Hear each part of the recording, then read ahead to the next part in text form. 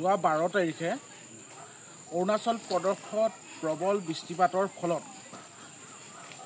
বহুতে কয় যে ডাৱৰ বিস্ফোৰণৰ ফলত অৰুণাচল প্ৰদেশৰ ধেমাজি জিলাৰ মাজেদি যিমানবোৰ নদী বোৱতী নদী আছিলে এই নদীৰ পানী বাঢ়ি অহাৰ ফলত ধেমাজিৰ বহু অঞ্চল সম্পূৰ্ণৰূপে প্লাবিত কৰাৰ লগতে ৰাস্তা ঘাট ভাঙি তছনছ কৰিলে। কিন্তু তাত আটাইতকৈ পৰিতাপৰ বিষয় যে মৰিধল অঞ্চলৰ লক্ষীপথাৰ কৈবত্ৰ গাঁৱৰ যিটো পথ আছিল এই পথটো সাংঘাতিক ধৰণে ক্ষতিগ্ৰস্ত হৈছে।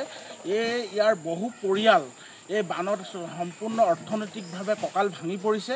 আচলতে চৰকাৰ প্ৰশাসনে ইয়াৰ ওপৰত যিটো তৎকালীন এটা ব্যৱস্থা গ্ৰহণ কৰিব লাগিছিল কিন্তু সেইটো কৰা নাই।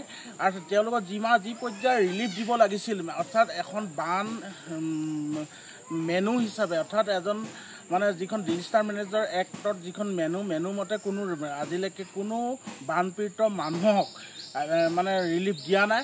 লগতে তাৎক্ষণিকভাৱে ৰাস্তা ঘাট বনাই দিয়াৰ যি ব্যৱস্থা গ্ৰহণ কৰিব লাগিছিল সেইটো কোনো প্ৰশাসনে কৰিব পৰা নাই, চৰকাৰে কৰিব পৰা নাই। আমি কৃষক মুক্তি সংগ্ৰাম সমিতিয়ে দাবী উত্থাপন কৰিছোঁ যে অতি শীঘ্ৰে এই কৈবত্ৰ গাঁৱৰ লক্ষীপথাৰ কৈবত্ৰ গাঁৱৰ এই ৰাস্তাটো সম্পূৰ্ণৰূপে নিৰ্মাণ কৰি দিব লাগে, নিৰ্মাণ কৰি যাতায়াতৰ সুবিধা কৰি দিব লাগে।